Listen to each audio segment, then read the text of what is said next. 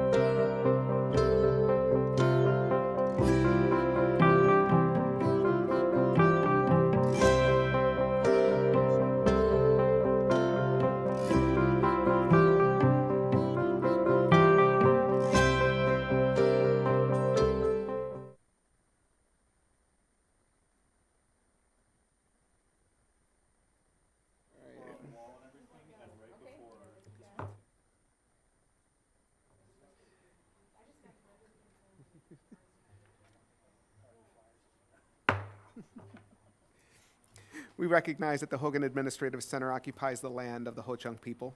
Please take a moment to celebrate and honor this ancestral Ho-Chunk land and the sacred lands of all Indigenous peoples.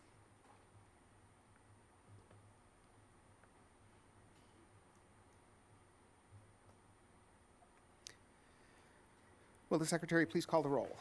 Mr. Alberts? Here. Mr. Bagnuski? Here. Ms. Berkedal? Here. Dr. Garcia? Here. Dr. Jimenez? Here. Mr. Manka? Here. Mr. Neumeister? Here. Dr. Sprague? Here. Ms. Sukla? Here. The quorum of the Board of Education is present, so the regularly scheduled meeting of August 5th, 2024 is called to order, and we'll now have the Pledge of Allegiance. Please stand and face the American flag. I pledge allegiance to the flag of the United States of America and to the republic for which it stands, one nation, under God, indivisible, with liberty and justice for all. Tonight's agenda has previously been distributed to the board, and I'd entertain a motion at this time with a second to approve the agenda is submitted unless there is a motion to amend. I'll make a motion to approve the agenda as submitted. Is there a second? I'll second. Okay, moved by Dr. Sprague, seconded by Mr. Manka to approve the agenda as presented. All those in favor, please signify by saying aye. Aye. All those opposed?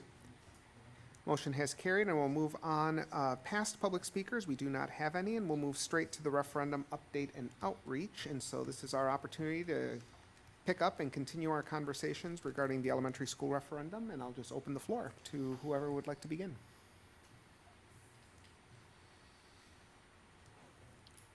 Well, it's August, all of a sudden.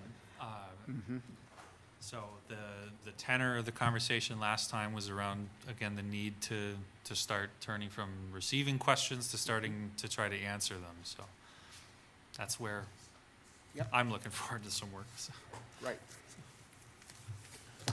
Towards that end, we do have some promotional materials in order to distribute. There are some over here. We have yard signs as well as bookmarks, door hangers, and flyers.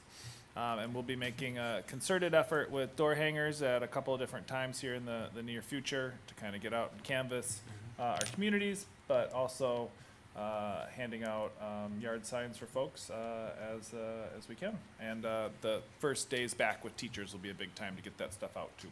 Who's going to be doing the canvassing to do the door hangers? Our hope is that it is widespread with staff from buildings getting out into their neighborhoods and school board members and administrators helping out in their neighborhoods as well. So, Compensated time or not compensated? this is a political activity in a sense. It's not in that we're not saying vote yes or no, but it's probably something we would encourage people to do at the end of the day. Maybe go for a walk, hand stuff out. It could be, uncompensated time or not, depending on how it works out, but hopefully not compensated time after the school day, so there isn't confusion with their community about how this is operating. It would only be volunteers. There would be no obligation to participate in any way. we hope that folks are excited, though, to get the word out. I just wanted to, I asked that question, I was pretty sure that was the answer, but I Yes. wanted to make it clear for the public. Yes, good question.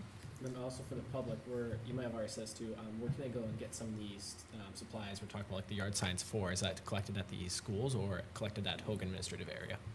We'll have them in various places, but primarily at Hogan for right now. We wanted to give the board the first opportunity to grab a sign and put it in your yard. We didn't want you to get, scooped in terms of access to some of these things. So start here and then get it out as we go. People are starting to think about school again and coming back, and so now's a great opportunity to kind of get things out there as we move forward. I think go ahead. We have National Night Out tomorrow night and at a number of neighborhood associations. Excuse me. I'm in charge of the Bluffside Neighborhood Association, and so our picnic is tomorrow night from 5 to 7, and we typically get 250 plus people there, and I don't know, I mean, every neighborhood association in the city should be having their National Night Out, which I'm hoping to pick up some maybe yard signs and little flyers, and I don't know where other people are as far as their neighborhood association, but that's a good collection of people in one spot. Yeah, absolutely. We've got our school supply pickup days the next 2 days as well, and I'll be there at a table handing out stuff, answering questions as well. So lots of opportunities coming up as you think of them, and if you can get to them, stop in, grab stuff, or we can deliver them to you if it's short notice to get you those things that you need. The meter is helping to put together a presentation as well for our community information sessions, and we hope to start those by end of August.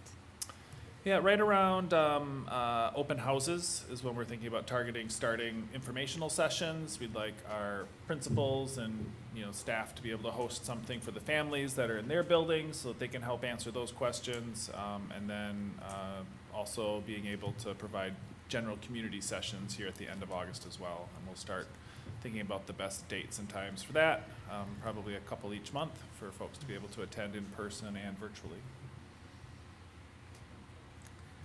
So just to verify, are we talking still the end of August? Are we talking sooner than that? Last week of August, probably last 2 weeks, somewhere in there. It's coming up fast, I know. It is. But, yeah, we're still finalizing presentation, format, and all that stuff.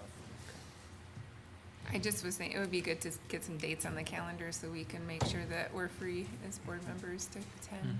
Right, well, and I know Ms. Steigerwald has sent us, and as part of the agenda, there's a link there about coming dates for the Board of Education, so there's quite a few.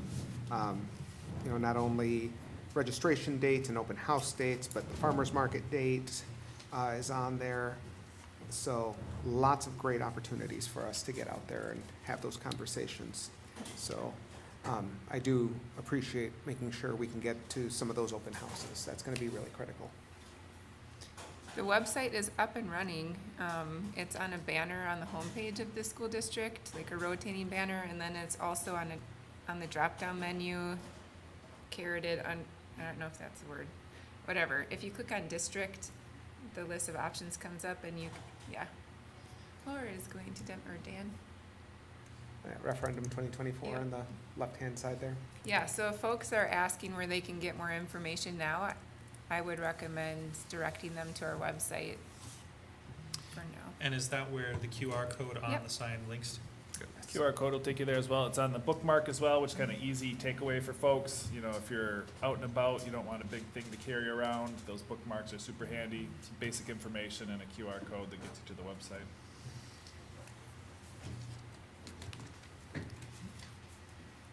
And then once we have dates for info sessions, they'll be posted on here as well. Yeah, if we can get those emailed to the board members too, and then also post them, that'd be good, just to make sure that we can start putting those in our calendars as well. That would be great. Okay. Other questions, thoughts, comments? I know there was a question about what's Plan B, so let's talk about that piece. In terms of, did you want to go ahead, Ms. Brigadow, or? No, I just think that people want to know. Mhm. I mean, I can say what my preference is, but just to get the ball rolling, I guess. Go ahead. Of the options we have, I think if the referendum doesn't pass, then we'd be looking at we'd still be looking at closing elementary schools. So it's, Yeah, You wouldn't want to consider posing a different referendum question? you could, and we could, but that would still involve closing elementary schools. You know what I mean? Okay, I see what you're saying, yeah. Because like it likely would depend on the margin that it passed or that it didn't pass. Like if it failed by a very narrow margin, then maybe we would consider doing it again. You know, like there's too much that's TBD at this point to Right. say like we'd for sure go for another referendum. If it fails miserably, we maybe wouldn't want to do that. Right. I But agree with Katie. I think we don't really, I would assume we have to look at closing elementary school as well. And I think, to be fair, we probably not only want to either think about closing schools, but also it could mean reducing staff or a combination of the two. Absolutely. Right, and so I think that we just need to be cognizant and have the community be cognizant that really it's kind of one or the other or both. It could be closing schools, could be a reduction of staff, it could be both. It just is going to depend on where we're at financially at that point in time. If somebody's Yeah. got a crystal ball that's working, please bring it over so that we can see that.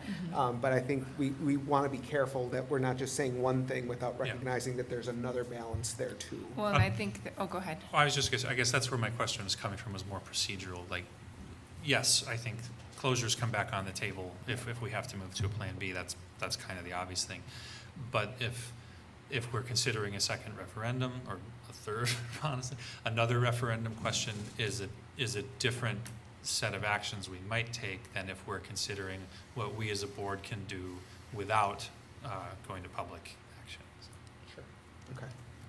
Mr. Alberts, did I see your hand up? No. Oh, okay. I thought I saw it. Thank you. No, I think that it's a very, very valid point, and I think Ms. Birkendahl's point as well, is that, you know, I think we need to see if we've got the same margin that we did with the high school referendum, we're probably not gonna look at another referendum question, right? So I think it's one of those where that could be an option, you know, so my hope is that we try to use as many that will keep us financially stable while also ensuring student success is at a premium in our conversations. So, yes, Mr. Bagneski. Well, no, I was in agreement that we should look at closure of the school if we can do that without going to referendum. Yeah, yeah, and I think that is a good point. It's probably gonna be our biggest option. So, I don't know if that really solidifies a Plan think B, that's but I enough. think it gives Well, I us some It's a starting indications. point, but I think what the this and then is kind of what's important in the conversation, is that a closure, a mere closure is the way I've been thinking about it. Thinking about talking about, well, what opportunities are we missing out on, but what does it actually gain us, and being realistic about those numbers. And I think that those points of comparison, if we look at that option with the plan that we're moving ahead with in referendum, is why we went the direction that we did. So my tendency is still to lean towards thinking about it in terms of constraints and affordances. What does it enable us to do, and what does it prevent us from doing? I think it's also needs to be out there that, I mean, it's not just closures of a school, it's a reduction in staff. And there's just no way around that. Right. I mean, we can continue to have, you know, questions brought to voters and stuff, but if they vote us down, there's a reason for it. So, really, we have to look at that option, both closure and a reduction in staff, and it's the last thing we wanna do, but that's reality. And I think that's one of the best selling points of the referendum is the time frame in which it would take us to build and add on would allow us enough time to hopefully reduce staff through attrition rather than outright layoffs, because a school closure could happen like that. Correct. Absolutely. What else do we need to bring up? One of the other questions that keeps coming up is related to after we close a school, what would we do with the building? And I know the FAQ addresses that, but only to say that we have a history of working with the community. But I know when we were looking at all the different options for how we could reduce expenses, it was mentioned a few times that, well, this school could maybe be repurposed for a 4K center or admin, or, I mean, like, other options were mentioned in a public setting. So do we want to lay those to rest and just say, we'll work with the community to sell the building, or what are the thoughts there? I think we kind of have to.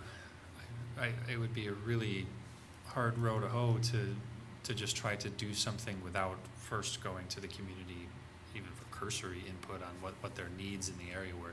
I mean, I think it's fair enough to say a 4K or an early childhood education center is something that we need. There's absolutely a child care crisis ongoing still, right? Yeah. That many parents are feeling. So like, yes, we may be in the position to say, this is something La Crosse needs, but is that to the exclusion of other opportunities that the neighborhoods themselves might feel?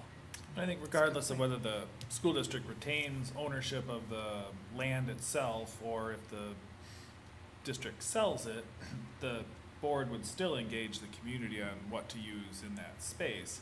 An older building that has a lot of maintenance might be torn down, but the school board might hold on to the property for some future use, whether it's a middle school or a new build for something, or athletic facilities in the meantime. You know, there's lots of different ways it could go based on the school board's assessment of facilities and long-term needs, and based on the community's input around those particular sites. And what's best for the taxpayers, because we have to be cognizant of that as well to make sure that we're doing the right thing, be good stewards of their money. Right. Well, closing of a building for the cost that we receive from Dr. Engel solely included the cost of reducing staff. So using a building for another purpose and putting more staff back in kind of defeat, it sounds contrary to what we're trying to do. I do think, you know, if it's something the public really wants and somebody wants to do it privately, that's certainly an option. I do agree with the idea. I mean, it's the land that we're most concerned about, because if we're not using a building, it's probably because time has come. I'm a little surprised we're having this conversation, because I thought I understood in the email that these are all answered, but I do have one question, and that if we talk about, if the referendum were to fail, is closing schools only limited to elementary schools as far as the board or the administration is concerned? Or would we look at closing, I know there's been, there's lots of ideas out there, and so I just want to make sure that I'm clear if that solely would include elementary school buildings. That's See, what's in from an there. administrative perspective, I have not contemplated closing a high school at this time, or a middle school, given our capacities and needs. That would be a stretch conceptually, not to say it's not impossible, and if tasked with it, I couldn't figure it out. But at this point, from my perspective, it's primarily revolved around the elementary schools, where our capacity is a lot higher than our enrollment. Yeah, and I think we have discussed the elementary referendum as a way to right-size the elementary level, because we've taken care of the secondary level. So I would say, yes, the conversation would be solely about closure at the elementary level. And I would argue against that point. I know there's some concern about, let's say, 7th graders or whatever with 12th graders, and yet I met with a number of Aquinas people, and Aquinas people said there was all kinds of naysayers when they decided to go middle school, high school, and yet they said nothing has happened in terms of, it has gone very smoothly in terms of that dynamic. So I would throw that on the table. I agree, we should at least look at that option, Yes. no doubt.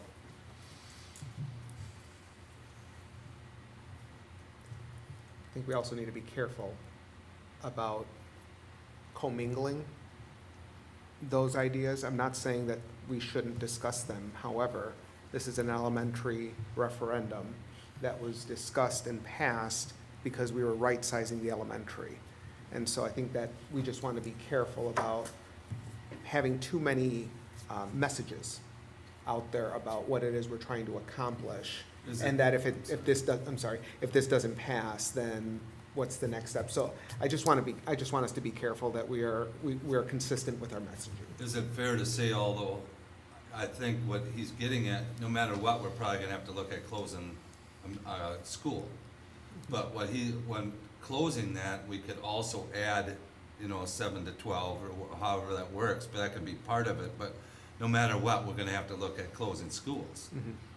Even if we go to a 7-12, you're still closing schools, right? So I mean, I think we're not, I don't think we're pulling any wool over anyone's eyes. We're definitely looking at the option of closing schools no matter what route we do.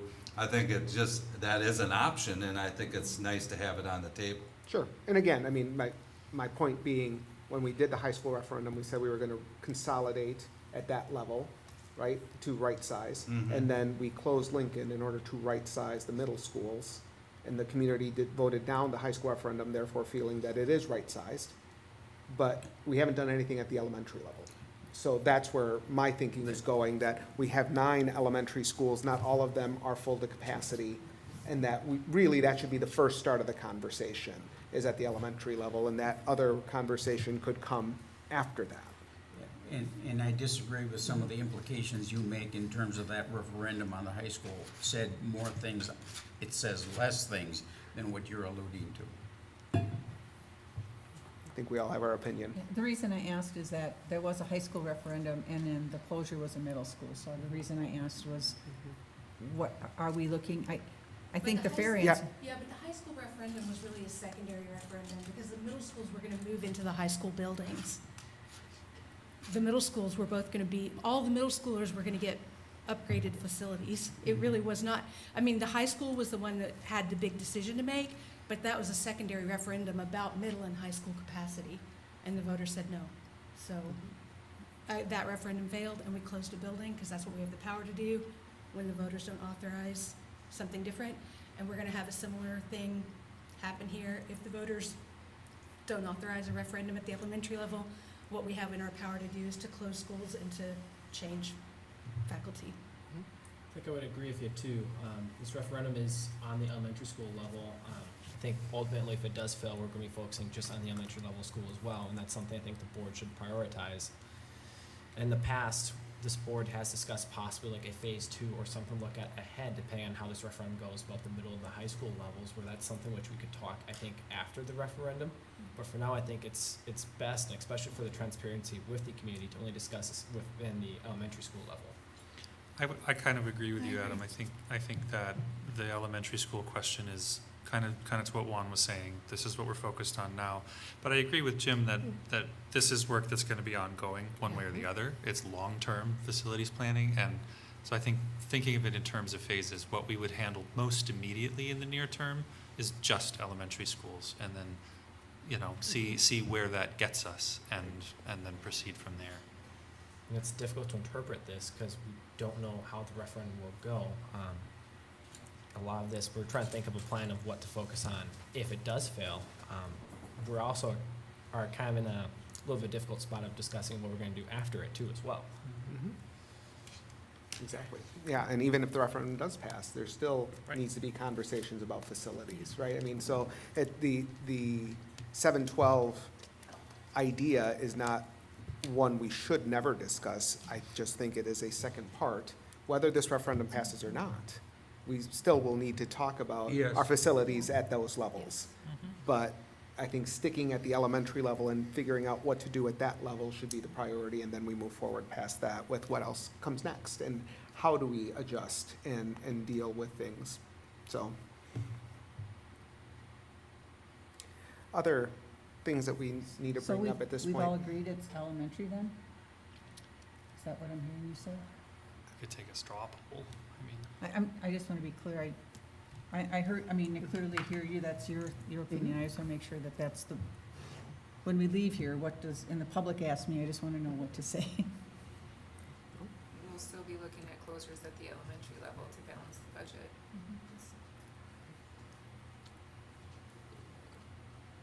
I'm not, I mean, I do hear differences of opinion, but I don't know that there is. Right, Well, I think the mean, differences of opinions, at least on my part, is I just thought 7 and 12 was still an option to be in, but I don't think there's any doubt we'd have to look at closing an elementary school. Sure, Yeah. At least that's in mind. So And I think I don't want, I let's don't keep know. the conversation clean from that conversation, Yes. because this could get very confusing to the public. So Right. let's Yeah. talk about that later. No, I agree. Yeah, no, I agree with that. Let's Yep. see if we can't pass this referendum. Mhm. Yeah, I think it's a smart move. Okay, so it sounds like that's where we're at. Other items that we want to bring up at this point in time with our referendum update and outreach, I think the biggest thing that we need to ensure is just, as soon as we can get that information from Meter, getting the information out to the board, making sure that we can start getting ourselves out there for those information sessions and continue the good trek towards November. So, other things board members want to bring up? Can I just make Please. this, get it as clear as mud?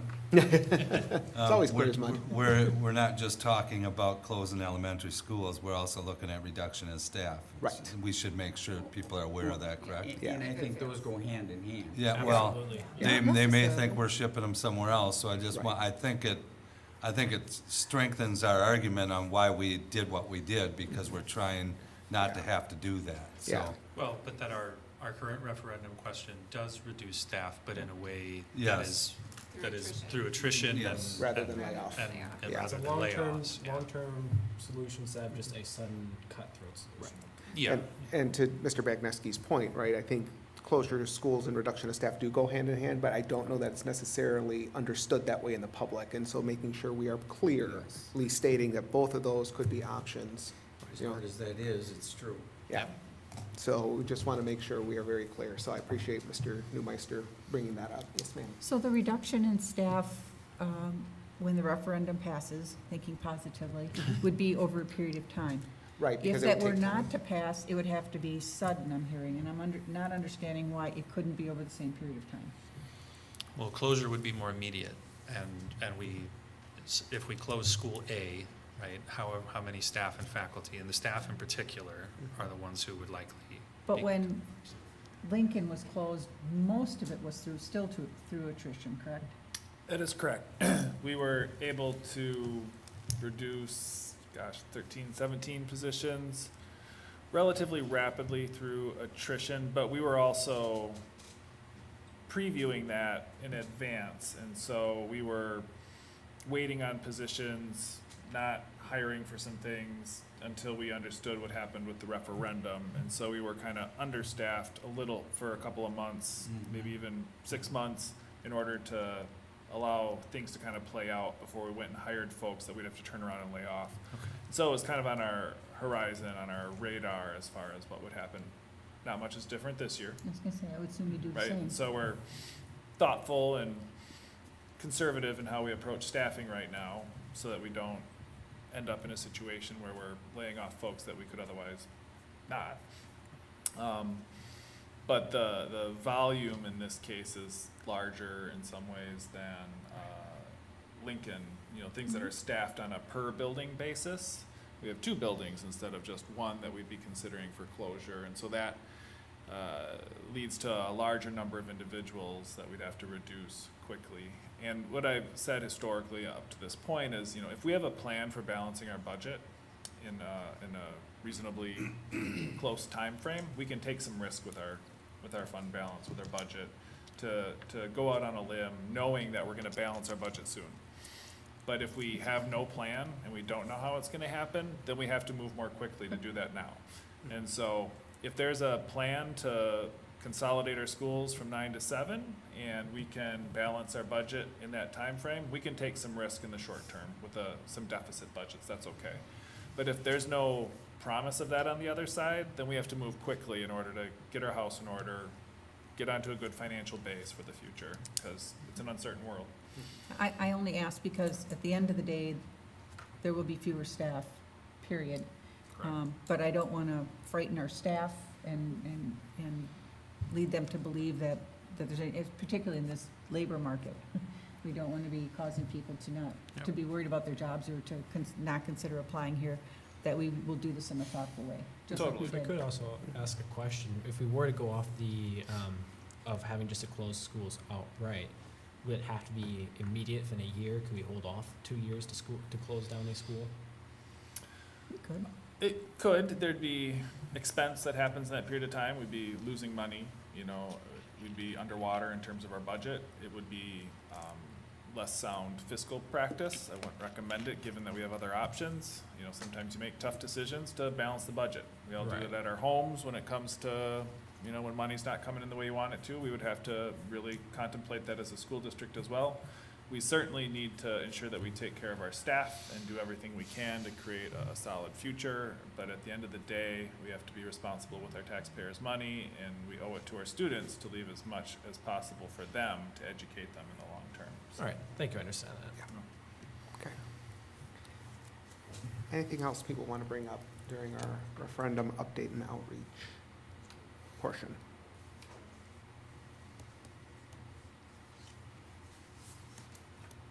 Okay. Going once, going twice. And Yes, telling, ma'am. apparently everything's in the FAQ, so if people have concerns, they should be looking at that. Yes, and that's the website that Ms. Birkadal was talking about, the elementary referendum. The FAQs are on that website, so. And if folks encounter things that aren't on there, or you've got new questions that you're getting from community members, shoot them my way. We'll generate an answer and we'll get that up there so it's comprehensive. Okay. So then moving on, then we'll move to the approval of the superintendent's consent agenda. So the consent agenda is a mechanism that is used by the board to deal with routine business that comes before the body. Is there anything, well, there's only one item, so let's skip that and let's just go, is there a motion and a second to approve the items on the superintendent's consent agenda? I'll move to approve the items on the superintendent's consent agenda as presented. I'll second. Okay, so we'll go with a motion by Dr. Sprague, and I'll pass it over here to Dr. Garcia for the second in this case. So to approve the items on the superintendent's consent agenda. All those in favor, please signify by saying aye. Aye. All those opposed? The motion has carried, and we'll move on to the board consent agenda, where we do have two items. Are there any items that the members want to remove from the consent agenda in this case? I am hearing none, so is there a motion and a second? I move to approve the items on the board consent agenda as presented. I'll second. All right, so Ms. Birkadal makes the motion, and Mr. Manka makes the second to approve the items on the board consent agenda. All those in favor, please signify by saying aye. Aye. All those opposed? Motion is carried, and move on to matters that are reserved for board action. And so our first one is appointment of the Cooperative Educational Service Agency, or the CESA Board of Control Representative. And so Mr. Newmeister has realized that due to his schedule, he would not be able to make a number of the meetings. And so he wanted to do his due diligence to say, I'd like to, see if there's anybody else on the board who would be willing to fill in and attend those meetings. Mr. Bagneski has graciously said that he would be willing to fill that role. So there is we did add a recommendation for Mr. Bagneski to be appointed, but I also do want to ensure that other people on the board have that opportunity if they so desire to serve on the CESA Board of Control, but otherwise we know that Mr. Bagneski is more than willing to serve. So anybody want to either step up or go ahead and make a motion to approve Mr. Bagneski as the CESA Board of Control representative? I'll make a motion to approve Mr. Vigneski to the CESA board. Is there- Seconded. Okay, motion by Mr. Newmeister, seconded by Dr. Sprague to appoint Jim Bagneski as the Cooperative Educational Service Agency Board of Control representative for 2024, 2025. Congratulations. Long may he reign. Yeah, we don't have to vote. All those in favor, please signify by saying aye. Aye. All those opposed? Motion is carried. Congratulations, Mr. Bagneski, and thank you for serving in that role. We appreciate that. And thank you, Mr. Newmeister, for your kindness and Thank bringing you, that everyone forward. that voted me the first time. I just don't want to be the person that misses all of them either, so Yeah, I want to do what's fair. well, and we appreciate that. So we'll move on to 7.02, the Operational Expectation Monitoring Report, OE8, communicating with and support for the board. I believe this is to approve recommended changes to OE8, and if I remember correctly, really it was just the removal of those items that we've already talked about for a number of months now on the operational expectations. Questions? So just a reminder of the process. So this is now going to be the forward-looking document for the coming year that will buy the That is summer. All correct. That is correct. So, any questions, comments, or concerns about the recommended changes to OE8? I just have a comment here, and Yeah. this is because somebody asked me why we kind of looking into this as well. So for the public, this is really just kind of to operate how the board is working in, I guess, in itself. It's laying down the expectation that we're getting the information or make sure we're able to run as smoothly as possible. So this is really just to see that the board is able to have enough adequate information, and it has the ability to run as properly needed. Yeah, absolutely. OE8, communicating with and support for the board. This represents what the board expects administration to provide to it, in this case, so that you can do your job well.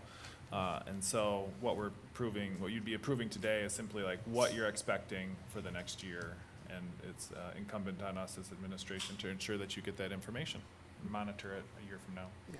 And for all of the operational expectations, those are basically the stated goals of the board. This is what we expect to have happen. And so this document is a way for us to ensure that what we are looking to have happen in the school district is actually being done in a data-driven way. Exactly. All right. Other questions, comments, concerns on OE8? If not, I could take a motion. Yep. Looks like don't have the executive content here to say what it is. So, you could just go up to the recommended action and you could read that piece. okay, there it is. Yep. It always eludes me. I'd like to make a motion to approve the recommendation or recommended changes to OE8, communicating with and support for the Board of Monitoring Report. Wonderful. Is there a second? Second. Thank you.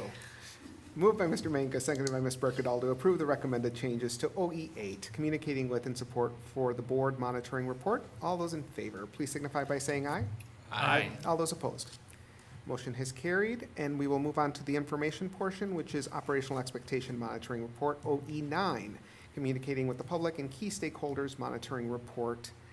And I will turn it over to Dr. Engel to start off the conversation. Thank you, Dr. Jimenez. So OE9, communicating with the public and key stakeholders. The policy indicates that the superintendent shall ensure that the public is adequately informed about the condition and direction of the district. It has two sub-bullets that I will talk about here now. The first indicator, or the first bullet is ensure the timely flow of information, appropriate input, and strategic two-way communication between the district and the public that builds understanding and support for district efforts. OE 9.1 has a number of indicators. The first is information to stakeholders will be done in a timely flow. There's evidence there of our schools and teachers using a variety of different communication methods. That is a non-exhaustive list. Our teachers and principals go above and beyond in communicating both classroom, building, and district events to our school community on a regular basis. Another piece of evidence, our communications department plays a pivotal role in communicating on a regular basis with our community. There's a description and a link there that kind of talks about the different strategies that our communication department uses. And the department has received significant state and nationwide recognition and awards for the quality of the products that are produced. And we're proud that the communications department is also frequently sought out by other school districts looking for advice on how to accomplish thorough, transparent communications about referendum and other things. We're often seen by our peers as a model about how to go about business. And so that's always exciting when others are reaching out to you, even though you didn't know that you were noticed.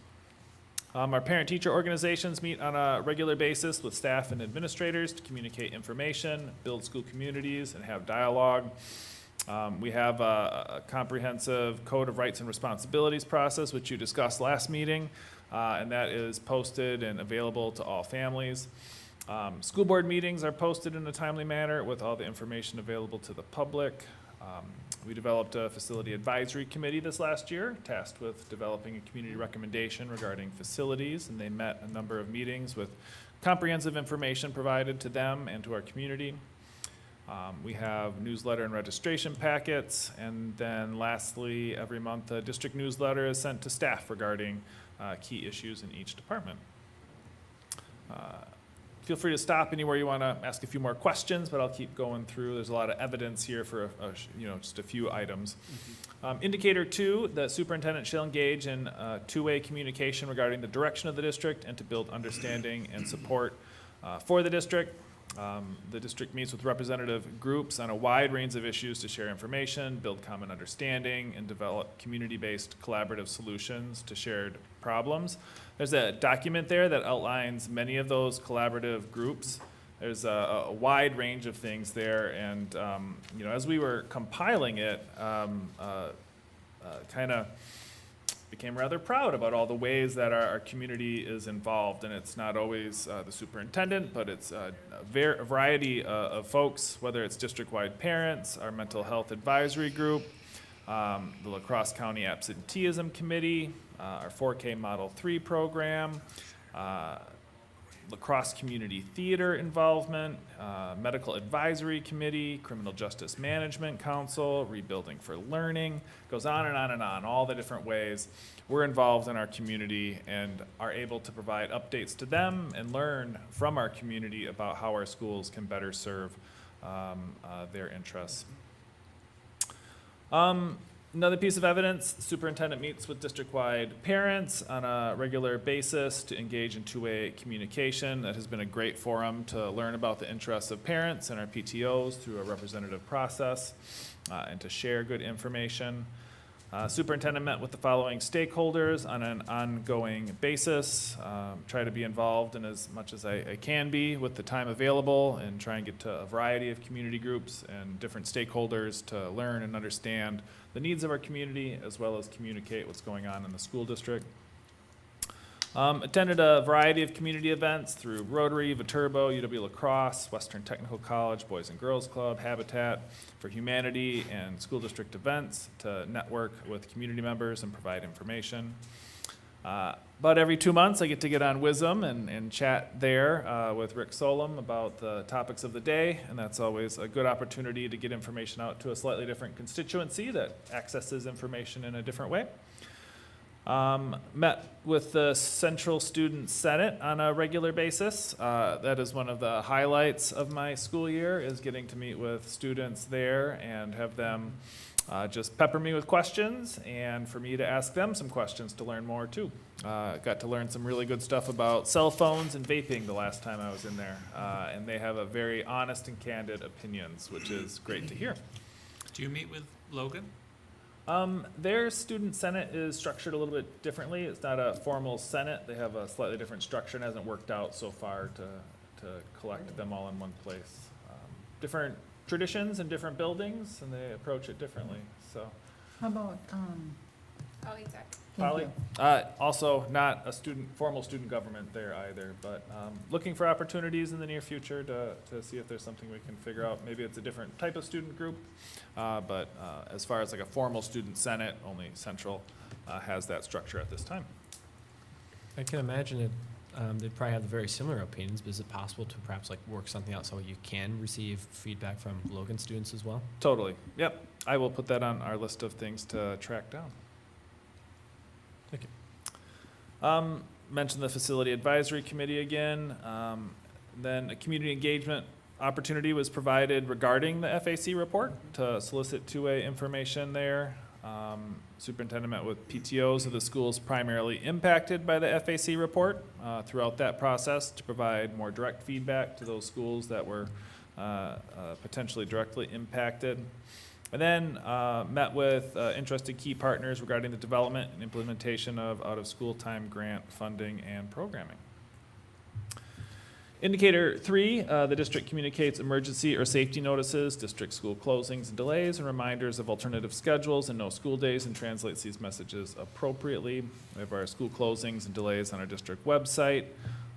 We had one school closure due to weather on January 12th, and then Central High School suddenly closed one day due to a water leak that impacted the transformer. That's wild.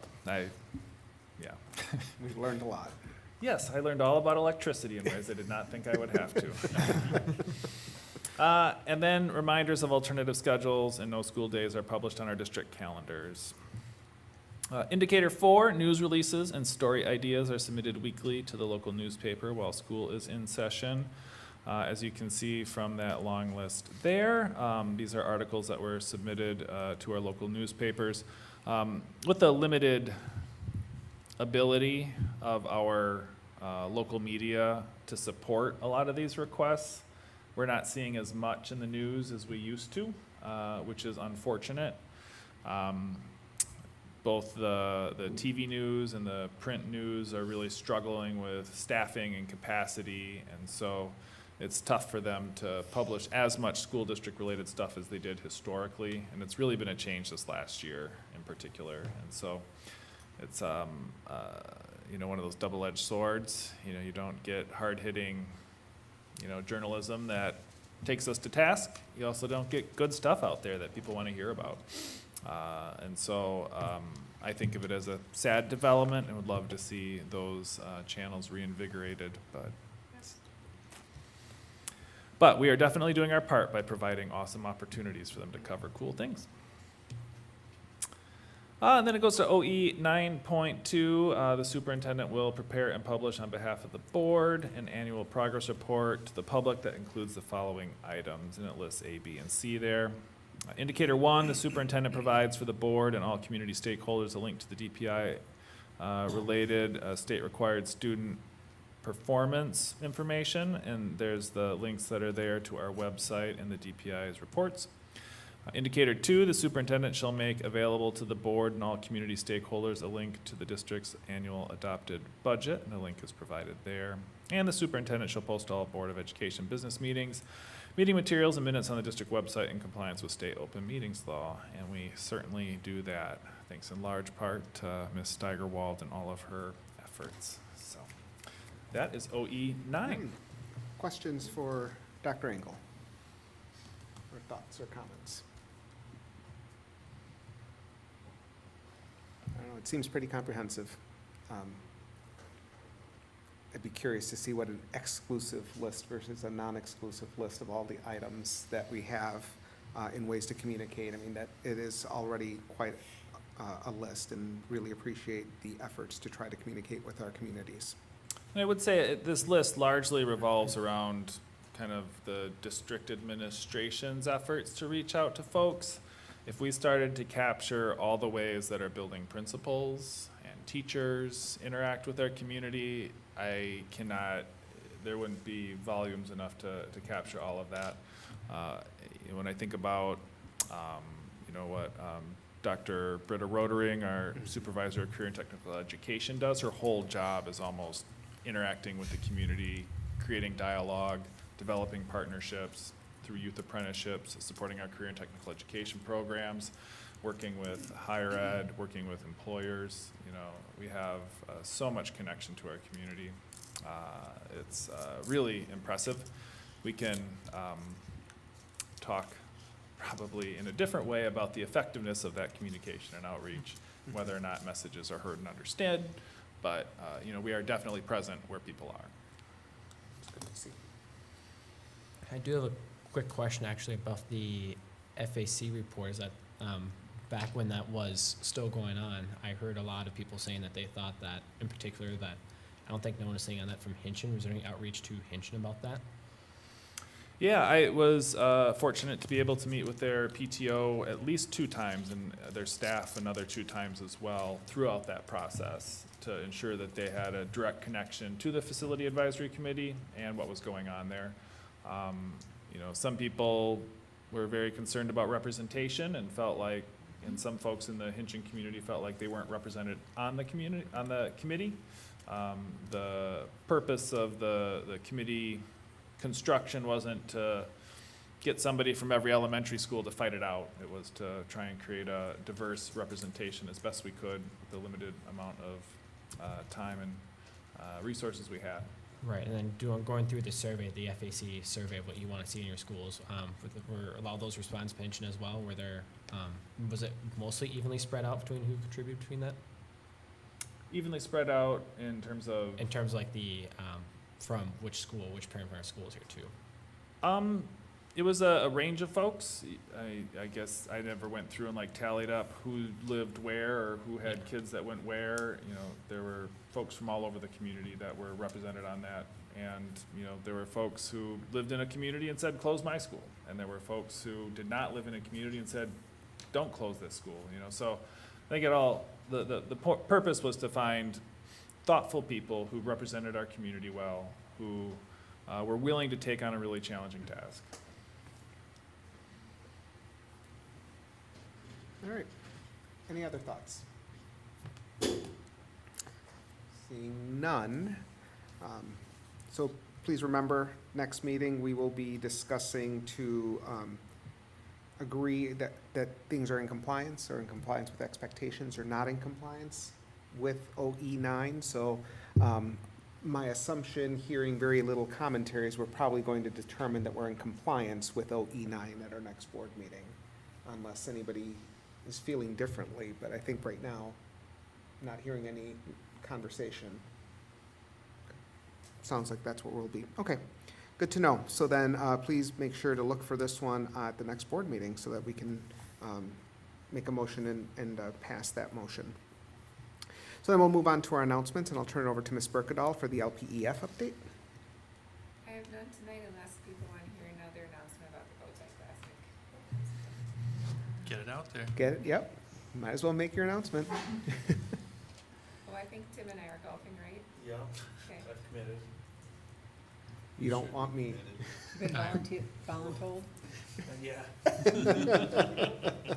like golf, so it wasn't real hard to Yeah. twist the arm. Twist the arm. And if you don't like to golf, they accept outright gifts as well, even stock gifts or property. Whatever you want. Firstborn children. Aim high, Ms. Berkedahl. Give me your old junker. To anyone listening who has mining rights to gold mines, they take that too. My gift to golf is every day I walk the Bluff Hill, and there's always 3 or 4 balls that I find on the road, so I throw them to the golfers. They're very appreciative. I say, I don't know what to do with these balls. Improving their lives. It's great. I know what to do with them, I hit them in the woods. Y'all are Or the playing water. catch, you didn't realize it. So please support the golf outing in any way you can, the LPEF. I think it's really important, and it supports our schools and our students and faculty. I do not have any announcements this evening for mine, so I will turn over to Dr. Engel for any announcements that he may have. Yeah, it's hard to remember, but we've been in school for like 3 weeks already up at Northside, and so that's been exciting to have kids back in our buildings. But there is the rest of our student body is starting school here at the end of, or at the beginning of September. And tomorrow, August 6th, and on Wednesday, August 7th, there's an opportunity to get some help with school supplies, our back-to-school event.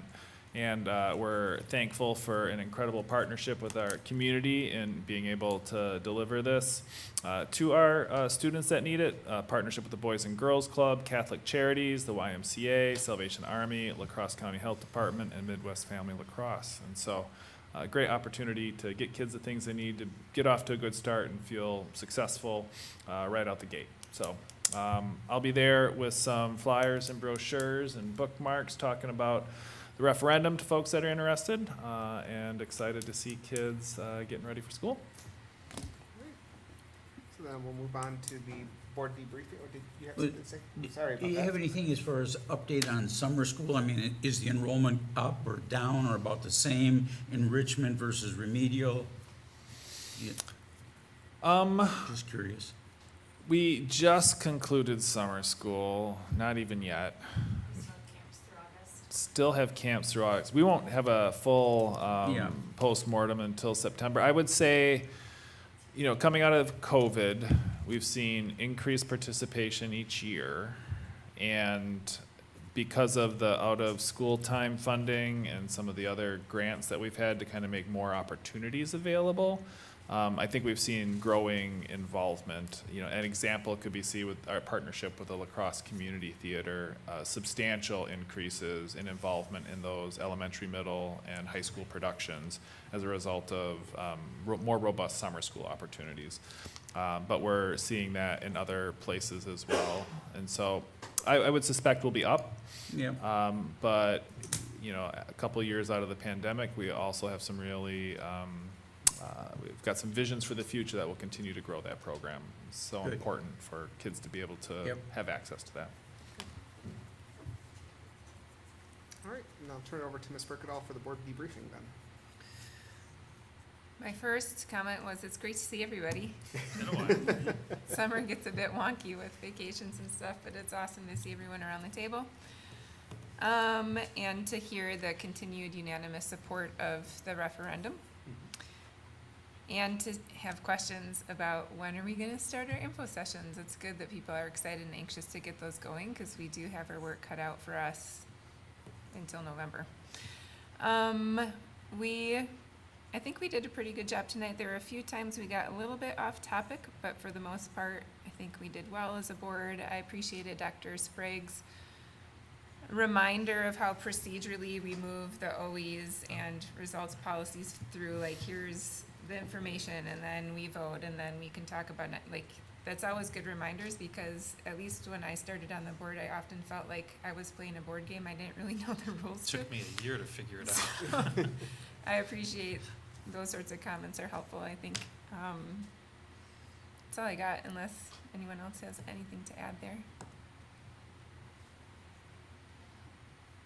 Good job. I think it's a good summary. Thanks.